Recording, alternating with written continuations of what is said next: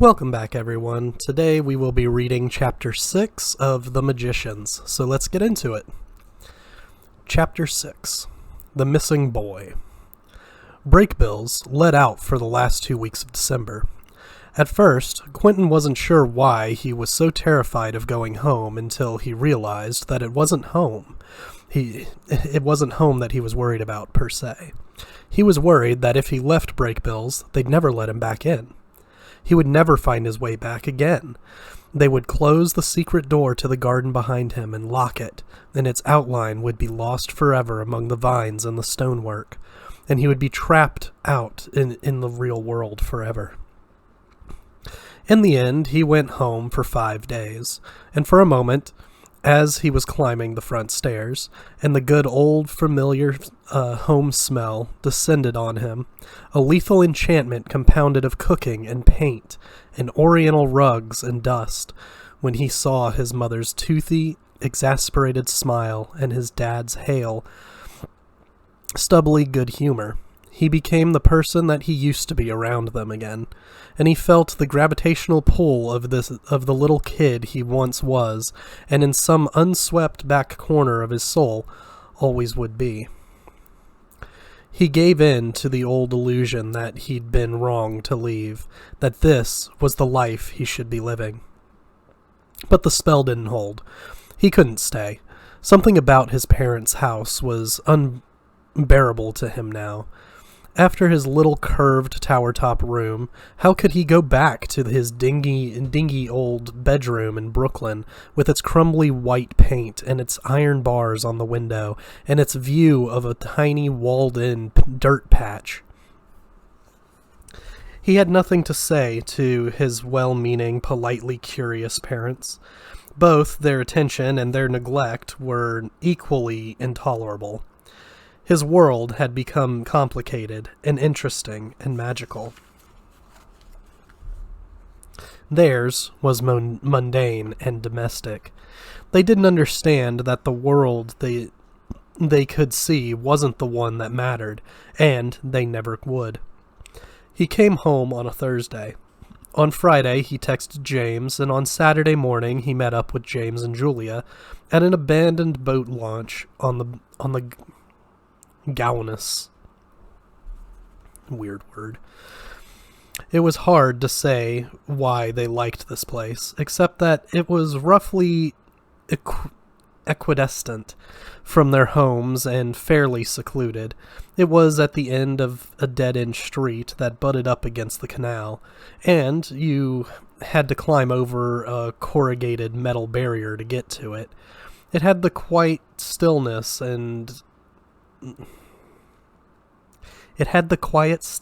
of any place that was close to open water, however stagnant and poisonous that water might be. There was a kind of concrete barricade you could sit on while you troubled the viscous surface of the Gauna with handfuls of stray gravel. A burnt-out brick warehouse with arched windows loomed over the scene from the opposite bank. Somebody's future luxury condo. It was good to see James and Julia again, but it was even better to see himself seeing them, and to see how much he had changed. Brakebills had rescued him. He was no longer the shoe-gazing fuck-up he'd been the day he left, James's sidekick and Julia's inconvenient suitor.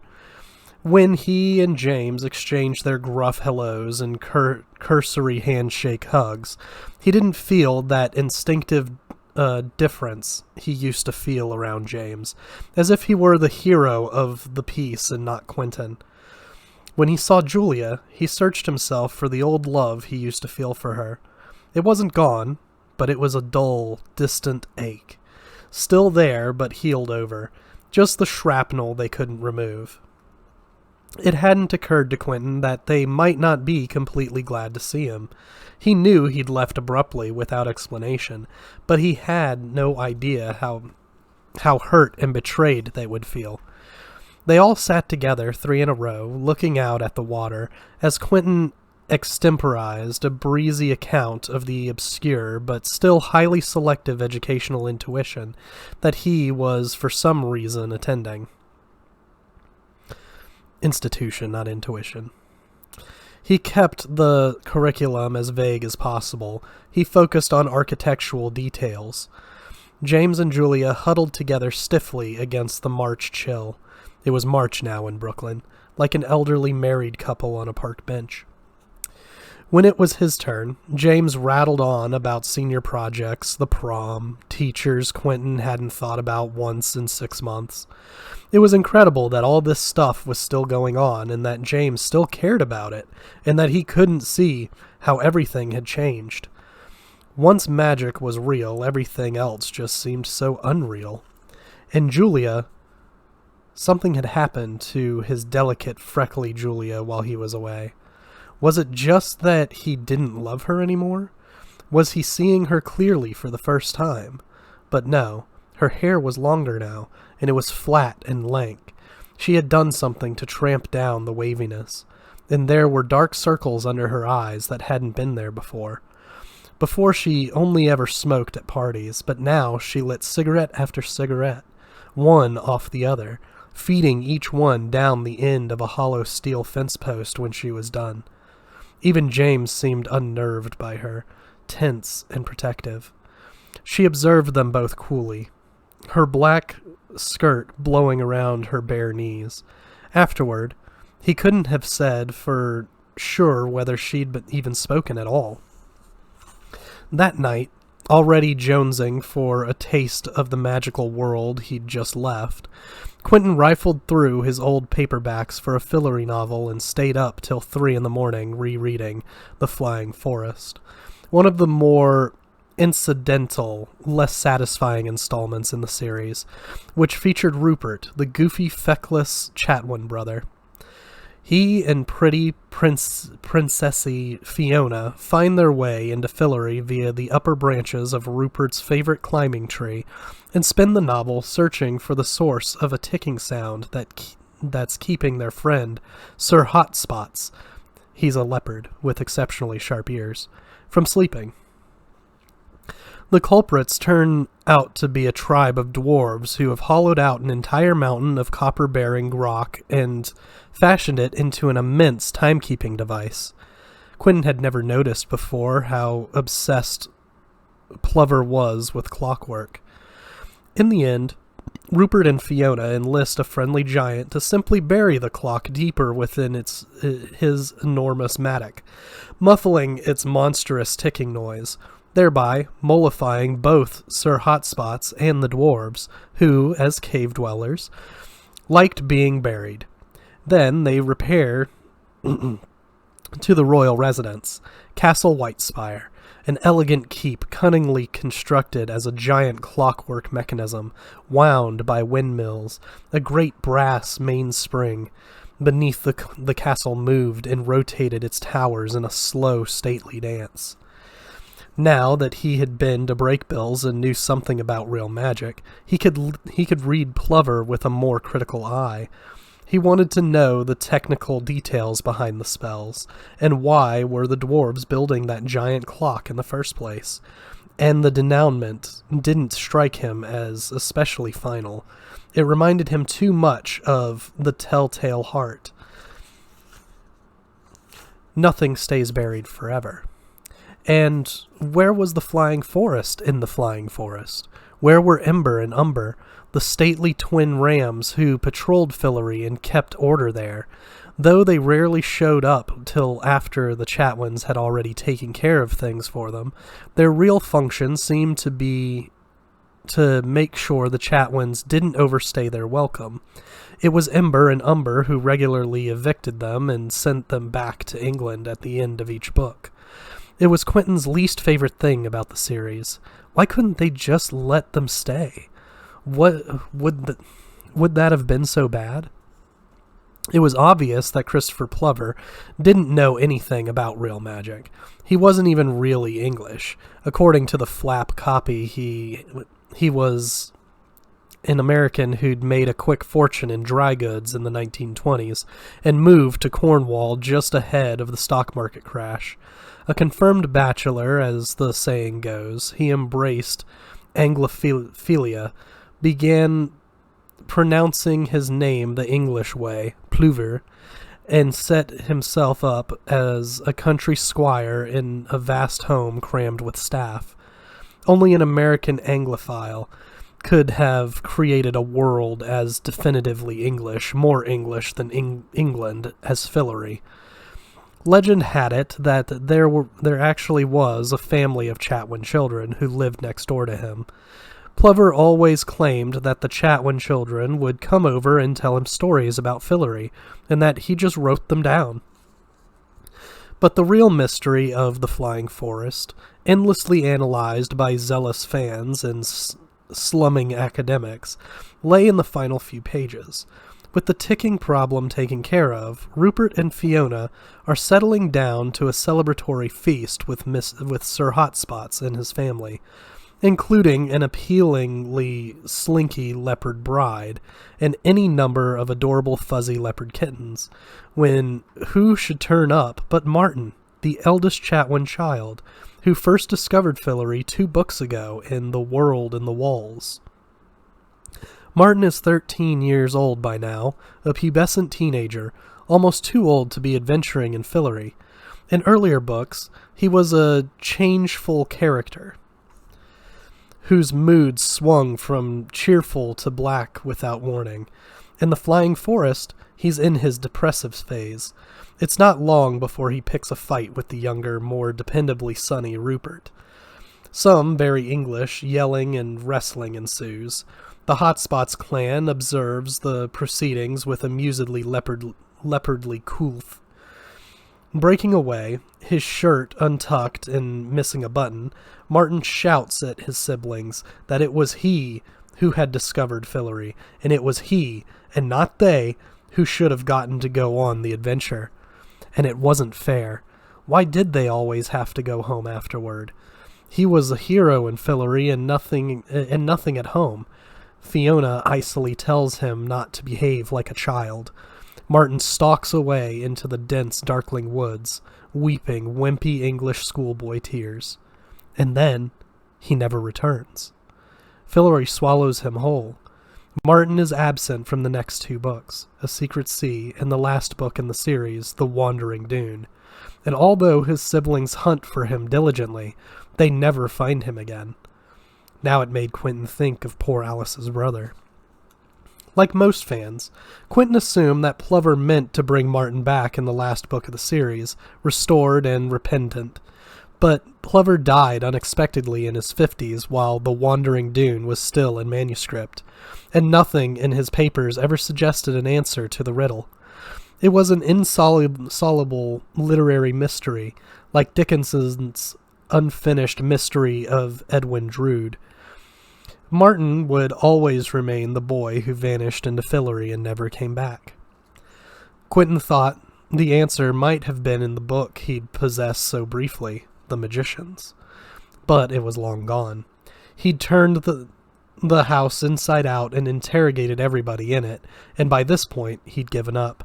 Someone at Brakebills must have taken it or tidied it up or lost it. But who and why? Maybe it hadn't even been real. Quentin woke up early that Sunday morning, already in full-fledged flight mode. He was spinning his wheels here. He had his new life to get on with. Feeling only the barest required minimum of guilt, he improvised an elaborate fictional confession for his parents. Rich roommate. Ski chatlet in New Hampshire. I know it's last minute, but could he please? More lies, but what could you do? That was how you rolled when you were a secret teenage magician. He panicked hurriedly. He'd left most of his clothes at school anyway, and half an hour later he was out on the streets of Brooklyn. He went straight to the old community garden. He walked into the thickest part of it. He ended up at the back fence, looking through it at the rusting playset in a neighbor's yard. Could it really be this small? He remembered the garden as practically a forest, but now it looked thin and scraggly. For several minutes, he tramped around through the rubble and broken weeds, and pumpkin corpses frozen in the act of rotting, back and forth, feeling more and more nervous and embarrassed. What did he do last time? Did he need the book? He must be missing something, but he couldn't think of what. The magic wasn't happening. He tried to retrace his steps exactly. Maybe it was the wrong time of day. Quentin went to get a slice of pizza and take stock, praying that nobody he knew would walk by and see him there when he was supposed to be on his way to Mount Alibi in, in New Hampshire. He didn't know what to do. The trick wasn't working. It was all falling away from him. He sat there in a booth with his bags next to him, staring at his reflection in the floor-to-ceiling mirrors. Why do all pizzerias have mirrored walls? And reading the police blotter in the Park Slope Free Weekly. The walls reflected each other, mirrors on mirrors, an infinite curving gallery. And as he sat there, the long, narrow, busy room became still around him, almost without his knowing it. The mirrors became dark. The light changed. The bare tile became a polished parquet floor. And when he looked up from the paper again, he was eating his slice alone in the junior common room at Brakebills. Abruptly, with no fuss or ceremony, Alice and Quentin were second years. Classes met in a semicircular room in a back corner of the house. It was sunny but terrifyingly cold, and the insides of the tall paneled windows were permanently iced over. In the mornings, they were taught by Professor Petipoids, an ancient and slightly dotty Haitian woman who wore a pointy black hat and made them address her as witch instead of professor. Half the time, when someone asked her a question, she would just say, and it harmed none. Do what you will. But when it came to the practical requirements of working magic, her knobby walnut fingers were even more technically proficient than Professor Sunderland's. In the afternoons, for PA, they had Professor Heckler, a long-haired, blue-jawed German, who was almost 7 feet tall. There was no particular rush to embrace the two newcomers. The promotion had effectively turned Quentin and Alice into a class of two. The first years resented them, and the second years ignored them. Alice wasn't the star of the show anymore. The second years had stars of their own. Principally a loud, bluff, broad-shouldered girl with straight dishwater hair named Amanda Orloff, who was regularly called on to demonstrate techniques for the class. The daughter of a 5-star Army general. She did magic in a gruff, unshowy, devastatingly competent way with her big, blocky hands, as if she were solving an invisible Rubik's Cube. Her thick fingers wrung the magic out of the air by main force.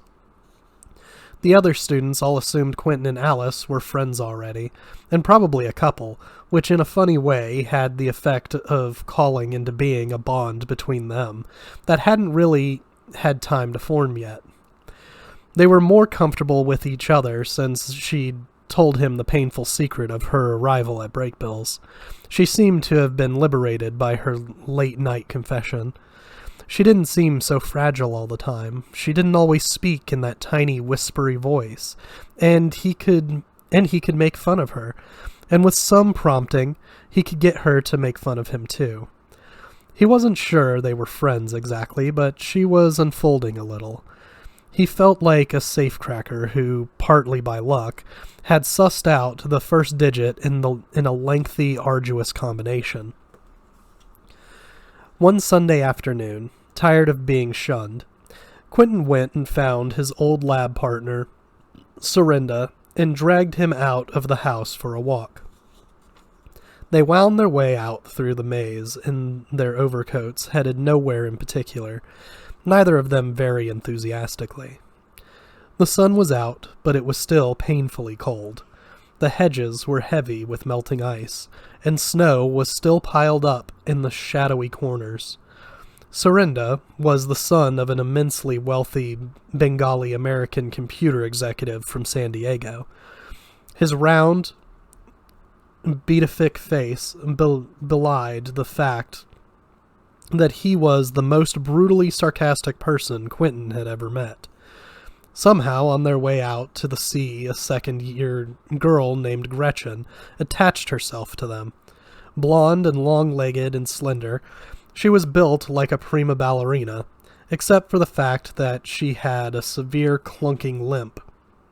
Something congenital having to do with a knee ligament, and walked with a cane. "Tally-ho, boys!" "It's the Gimp," Quentin said. She wasn't embarrassed about her leg. She told everybody who would listen that that's where her power came from, and if she had it surgically corrected, she wouldn't be able to do magic anymore. Nobody knew if it was true or not. They walked together as far as the edge of the grass, the three of them, then stopped. Maybe this had been a mistake, Quentin thought. None of them seemed to know which way to go or what they were doing there. Gretchen and Serinda barely knew each other anyway. For a few minutes they talked about nothing. Gossip, exams, teachers. But Serinda didn't get any of the second-year references, and every time he missed one, his sulk deepened. The afternoon wobbled on its axis. Quentin picked up a wet stone and threw it as far as he could. It bounced silently on the grass. The wet made his ungloved hand even colder. "Walk this way," Gretchen said finally, and struck off across the sea at an angle with her weird rolling gait, which, despite its awkwardness, covered a lot of ground. Quentin wasn't sure if he was supposed to laugh or not. They walked down a narrow gravel path, through a thin scrim of leafless poplar trees, and into a small clearing on the very outer fringe of the grounds. Quentin had been here before. He was looking at a curious Alice in Wonderland playing field laid out in squares, with a broad margin of lawn around it. The squares were about a yard on a side, like a giant chessboard, though the grid was longer than it was wide, and the squares were different materials: water, stone, sand, grass, and 2 squares made of silvery metal. The grass squares were neatly trimmed, like a putting green. The water squares were dark, glistening pools of reflecting the wind-blown blue sky overhead. "What is this place?" he asked. "What do you mean, what is it?" Serinda said. "Do you want to play?" Gretchen walked around to the other side of the checkerboard. Skirting the field, a tall, white-painted wooden chair stood at midfield like a lifeguard's chair, or a judge's chair at a tennis match. "So this is a game?" Serinda slit his eyes at him. "Sometimes I really don't get you," he said. It was dawning on him that he knew something Quentin didn't. Gretchen gave Serinda a conspiratorial look of shared pity. She was one of those people who assumed an attitude of instant intimacy with people she barely knew. "This," she said grandly, "is Welters." Quentin was pretty much resigned to death by scorn. "So it's a game." "Oh, it's so much more than a game," Gretchen said. "It's a passion," Serinda said. "It's a lifestyle. It's a state of mind." "I can explain it to you if you have about 10 years, Gretchen blew into her hands. "Basically, one team stands at one end and one team stands at the other end, and you try to capture squares." "How do you capture a square?" Gretchen waggled her fingers in the air mysteriously. "With magic!" "Where's the broomsticks?" Quentin was only half joking. "No broomsticks. Welters is more like chess. They invented it about 50 million years ago. I think it was originally supposed to be a teaching aid, and some people say it was an alternative to dueling. Students kept killing each other, so they got them playing Welters instead. Those were the days." Serinda tried a standing long jump over a water square, but he slipped as he took off, shorted it, and caught one heel in the water. "Shit!" He looked up at the freezing blue sky. "I hate Welters." A crow took flight from the top of a winter elm. The sun was subsiding behind the trees. in a frozen swirl of pink cirrus. Serinda walked off the board, swinging his arms. I can't feel my fingers. Let's go in. They walked back down the path in the direction of the sea, not talking, just blowing on their hands and rubbing them together. It was getting even colder as the sun went down. The trees were already black against the sky. They would have to hurry to change for dinner. A powerful feeling of late afternoon futility was descending on Quentin. A gang of wild turkeys patrolled the edge of the forest, upright and alert, looking oddly saurian and menacing, like a lost squadron of velociraptors. As they crossed the lawn, Quentin found himself being quizzed about Elliot. "So are you really friends with that guy?" Serinda said. "Yeah. How do you even know him?" "I don't really. He mostly hangs out with his own crowd." Quentin was secretly proud to be connected with Elliot, even if in reality they hardly spoke to each other anymore. "Yeah, I know," Serinda said. "The physical kids. What a bunch of losers." "What do you mean, physical kids?" "You know, that whole clique. Janet Way and the fat one, Josh Hoberman, those guys. They all do physical magic for their disciplines." In the maze, their white breath streamed up against the darkness of the box hedges. Serinda explained that starting with the third-year students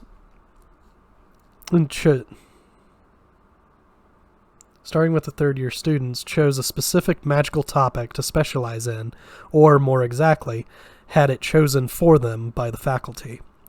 Then, students were divided into groups based on their specialties. It doesn't matter that much, except that disciplines map loosely to social groups. People tend to hang out mostly with their own kind. Physicals, supposed to be the rarest. They're a little snobby about it, I guess. And anyway, Elliot, you know about him. Gretchen raised her eyebrows and leered. His nose was red from having been out in the cold. By now they had reached the terrace, and the pink sunset was smeared anamorphically all over the wavy glass in the French doors. "No, I don't think I do know," Quentin said stiffly. "Why don't you tell me?" "You don't know?" "Oh my God!" In ecstasy, Gretchen put her hand on Serinda's arm. "I bet he's one of Elliot's." At that moment, the French doors opened and Penny came striding quickly toward them. Stiff-legged, his shirt untucked, no jacket on, his pale round face came looming up out of the dusk. His expression was blank and fixed, his walk hyper-animated by a crazy energy. As he got closer, he took an extra little skip step, cocked his arm back, and punched Quentin in the face. Fighting was almost unheard of at Brakebills. Students gossiped and politicked and sabotaged one another's PA experiments, but actual physical violence was vaguely rare. Back in Brooklyn, Quentin had seen fights, but he wasn't the type of guy who got mixed up in them. He wasn't a bully, and his height made it inconvenient for bullies to pick on him. He didn't have any siblings. He hadn't been seriously punched since elementary school. There was a freeze-frame moment of Penny's fist, close up and huge, like a comet passing dangerously close to the earth, and then a flashbulb went off in Quentin's right eye.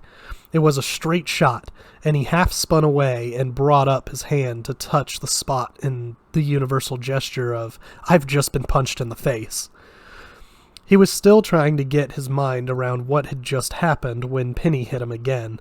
This time, Quentin ducked enough that he caught it on his ear. "Ow!" Quentin yelled, scrambling backward. "What the hell?" Dozens of windows looked out on the terrace from the house, and Quentin had a blurred impression of rows of fascinated faces pressed up against them. Serinda and Gretchen stared at Quentin in white-faced horror, their mouths open, as if what was happening were his fault. Penny obviously had some theatrical notions about how a fight should go, because he was bouncing on his feet and doing little fake jabs and weaving his head around like boxers in movies. "The fuck are you doing?" Quentin shouted at him, more shocked than hurt. Penny's jaw was clenched, and his breath hissed in and out between his teeth. There was saliva on his chin, and his eyes looked weird. The phrase, "fixed and dilated," flashed through Quentin's mind. Penny aimed a big roundhouse punch at Quentin's head, and Quentin flinched away violently, ducking and covering his head with his arms.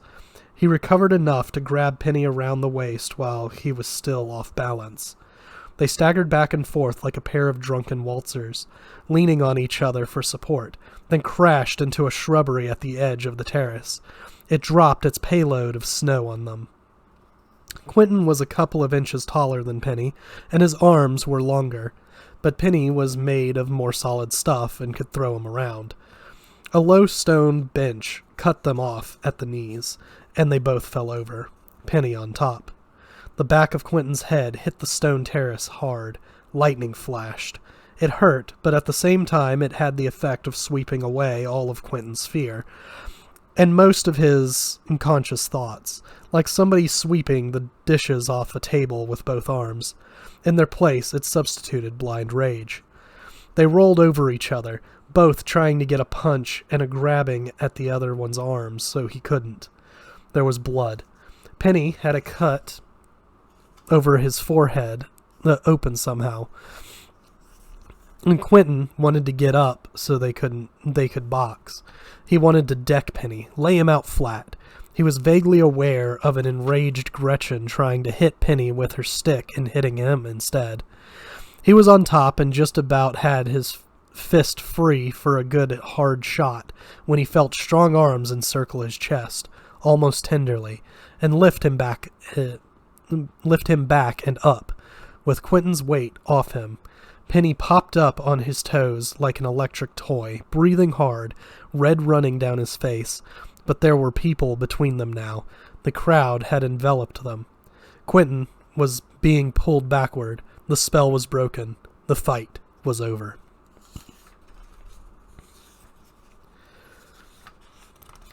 The next hour was a jumble of unfamiliar rooms and people leaning down to talk to him earnestly and dab at his face with rough cloths. An older woman with an enormous bosom he'd never seen before worked a spell with cedar and thyme that made his face feel better. She put something cold that he couldn't see on the back of his head where it hit the terrace, whispering in an unfamiliar Asian language. The throbbing faded some. He still felt a little off. He wasn't in pain, but it was like he was wearing deep-sea diving gear, clumping in slow motion through the hallways, heavy and weightless at the same time, brushing past the curious fish that peered at him and then quickly skittered away. The kids his age and younger regarded his battered face with awe. His ear was swollen and he had a monster black eye.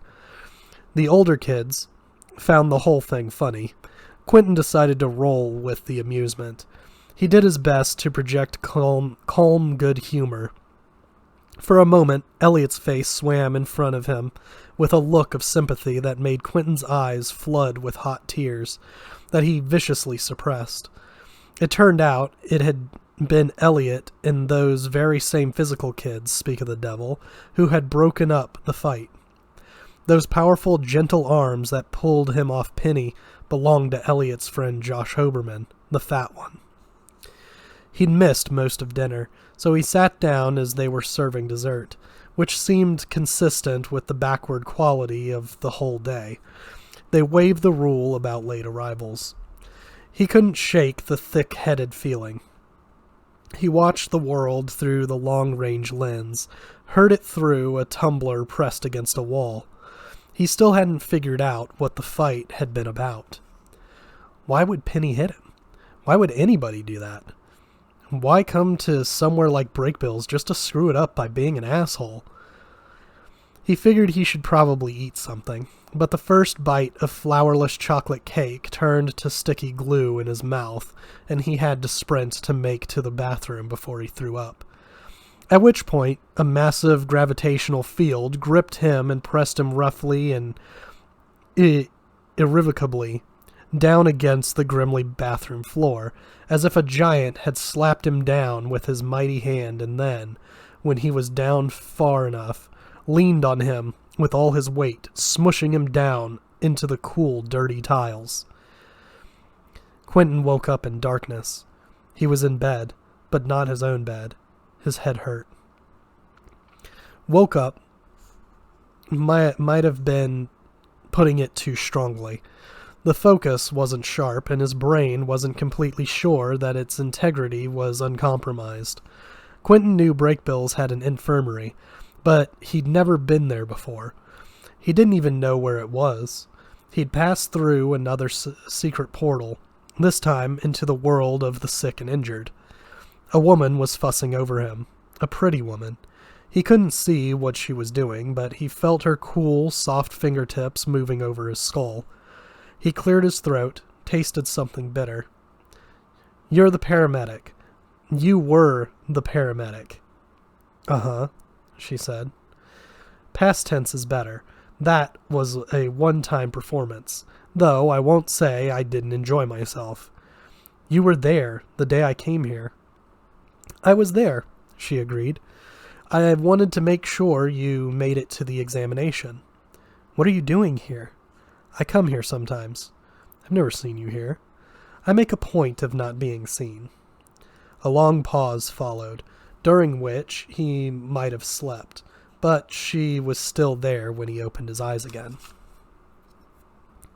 "I like the hair," he said. She was no longer wearing her paramedic's uniform, and her dark hair was up, held in place with chopsticks, revealing more of her small, jewel-like face. She had seemed so young before, and she didn't look any different now, but he wondered. She had the gravity of a much older woman. "Those braids were a bit much," she said. "That man who died, what really happened to him? Why did he die?" "No special reason." A vertical line appeared between her eyebrows. He wasn't supposed to. He just did. People do. "I thought it might have something to do with my being there." "Well, there's nothing wrong with your sense of self-importance. Turn over on your stomach." Quentin did, and she dabbed the back of his head with a liquid that smelled sharply and stung. "So it didn't mean anything?" "Death always means something. But no, nothing apart from the usual. There, all done. You have to take care of yourself, Quentin. We need you in fighting trim." He rolled onto his back again. His pillow had grown cool while she worked. He closed his eyes. He knew that a more alert Quentin would be working harder to zero in precisely on who she was and what part she was playing in his story, or he in hers, but he couldn't. "That book you gave me," he said. "I think I lost it. I didn't have a chance to read it." In his depleted, borderline demented state, the loss of the Fillory book suddenly seemed very sad, a tragedy beyond all possibility of redemption. A warm tear rolled down his cheek and into his ear. "Hush," she said. "It wasn't time yet. You'll find it again, if you look hard enough. That much I can promise you." It was the kind of thing people always said about Fillory. She placed something cool on his burning forehead, and he lost consciousness. When he woke up again, she was gone, but he wasn't alone. "You had a concussion," somebody said. It might have been the voice that finally woke him up. It had been calling his name. He recognized it, but he couldn't place it. It was calm and familiar in a way he found comforting. "Hey, Q. Q? Are you awake? Professor Moretti said you had a concussion." It was Penny's voice. He could even see the pale oval of Penny's face, propped up on pillows across the aisle from him and one bed down. "That's why you threw up. It must have been when we fell over that bench. You hit your head on the ground." All the crazy anger had drained out of Penny. He was positively chatty now. "Yeah, I know I hit my head," Quentin said slowly, thickly. It was my head. It won't affect your mental functioning, if you're wondering about that. That's what Moretti said, I asked. Well, that's a relief. A long silence passed. A clock ticked somewhere. There was a lovely sequence in the last Fillory book, The Wandering Dune, when little Jane, the youngest Chatwin, catches a bad cold and spends a week in bed talking to the drawing master on board the good ship Windswept, attended to by soft, sympathetic bunnies. Quentin had always liked Jane. She was different from the other Chatwins, more thoughtful, with an unpredictable sense of humor, and a sharper edge than her slightly saccharine Dick and Jane siblings. He wondered what time it was. "What about you?" he said numbly. He wasn't so sure he was willing to make nice just yet. "Did you get hurt?" "I cut open my forehead on your tooth, and you broke my nose when you headbutted me. They fixed it with a Pulaski's mending. I've never seen it done like that before, at least not on a human being. She used goat's milk." "I didn't even know I headbutted you." Penny was quiet again. Quentin counted 30 ticks of the clock. "Do you have a black eye?" Penny said. "I can't see." "Huge one." "Thought so." There was a glass of water on the bedside table. Quentin gulped it gratefully and fell back on the pillow. Hot veins of pain flashed through his head. Whatever the paramedic had done, or whoever she was, he still had some healing to do. "Penny, why the hell did you hit me like that?" "Well, I think I had to," Penny said. He sounded a little shocked that Quentin would even ask. "You had to?" Maybe he wasn't too tired after all. "But I didn't do anything." "You didn't do anything? Oh, that's right. You didn't do anything." Penny chuckled woodenly. His voice was oddly cool, as if he'd rehearsed this speech, his closing argument, many times. Behind it, Quentin could hear that weird manic anger ramping back up. "You could have talked to me, Quentin.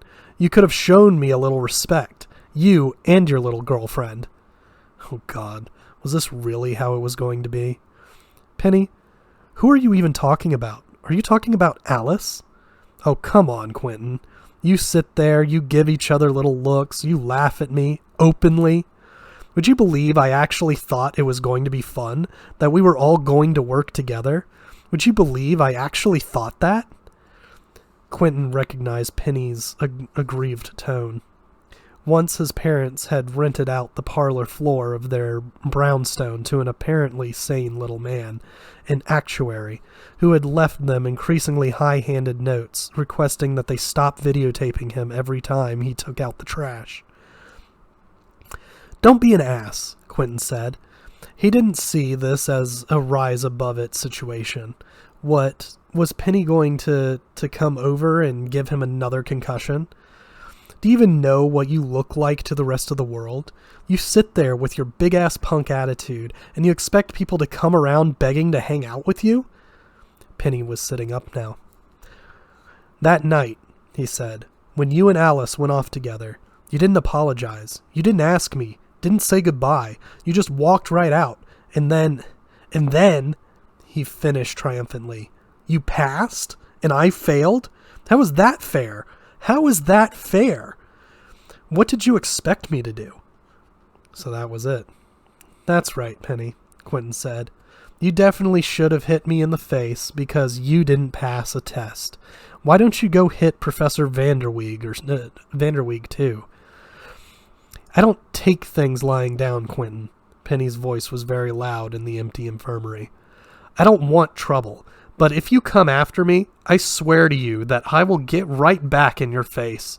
That's just how it works. You think this is your own private fantasy world? You think you can do whatever you want? You try to walk all over me, Quentin. I'm going to come right back at you." They were both talking so loudly that Quentin didn't even notice when the infirmary door opened and Dean Fogg came in, dressed in an exquisitely embroidered silk kimono and a Dickinson nightcap. For a second, Quentin thought he was holding a candle before he realized it was Fogg's upraised index finger that was softly glowing. "That's enough," he said quietly. "Dean Fogg," Penny began, as if here, finally, was a voice of reason he could appeal to. "I said that's enough." Quentin had never heard the Dean raise his voice, and he didn't now. Fogg was always a faintly ridiculous figure in the daytime, but now, at night, wreathed in his kimono, in the alien confines of the infirmary, he looked powerful and otherworldly, wizardly. "You're not going to speak again except to answer my questions. Is that clear?" Did that count as a question? To be safe, Quentin just nodded. His head hurt worse now. "Yes, sir," Penny said promptly. "I have heard absolutely enough about this. Who instigated this appalling incident? "I did," Penny said instantly. "Sir, Quentin didn't do anything. He had nothing to do with it." Quentin said nothing. That was the funny thing about Penny. He was insane, but he did have his insane principles, and he stuck to them. "And yet," Fogg said, "somehow your nose found its way into the path of Quentin's forehead. Will it happen again?" "No, sir. No." "All right." Quentin heard Springs chirp as the Dean sat down on an empty bed. He didn't turn his head. "There's only one thing that pleases me about this afternoon's altercation, which is that neither of you resorted to magic to hurt each other. Neither of you is advanced enough in your studies to understand this properly, but in time you will learn that wielding magic means working with enormously powerful energies, and controlling those energies requires a calm and dispassionate mind. Use magic in anger, and you will harm yourself much more quickly than you will harm your adversary. There are certain spells. If you lose control of them, they will change you, consume you, transform you into something not human, a Niffin, a spirit of raw, uncontrolled magical energy." Fogg regarded them both with stern composure, very dramatic. Quentin looked up at the infirmary's pressed tin ceiling stubbornly. His consciousness was guttering and fading. There was the part where he told Penny to stop being... Where was the part where he told Penny to stop being a dick? "Listen to me carefully," Fogg was saying. "Most people are blind to magic. They move through a blank and empty world. They're bored with their lives, and there's nothing they can do about it. They're eaten alive by longing, and they're dead before they die. But you live in the magical world, and it's a great gift. And if you want to get killed here, you'll find plenty of opportunities without killing each other." He stood up to go. "Will we be punished, sir?" Penny asked. "Punished?" He must honestly believe they were still in high school. The Dean paused at the door. The light from his finger was almost extinguished. "Yes, Penny. As a matter of fact, you will be. 6 weeks of washing dishes, lunch and dinner. If this or anything like it happens again, you're expelled. Quentin," he stopped to consider, "just learn to handle yourself better. I don't want any more problems." The door closed behind him. Quentin exhaled. He closed his eyes, and the room drifted silently off its moorings and out to sea. He wondered, with no special interest either way, whether Penny was in love with Alice. "Wow," Penny said, apparently unfazed by the prospect of spending the next month and a half with pruny fingertips. He sounded like a little kid. "I mean, wow. Did you hear what he said? About magic consuming you? I didn't know any of that. Did you know any of that stuff?" "Penny," Quentin said. "1, your hair is stupid. And 2, I don't know what it's like where you come from, but if you ever do anything that could get me sent back to Brooklyn again, I won't just break your nose. I will motherfucking kill you." And that's the end of Chapter 6. We'll see you guys next week with Chapter 7.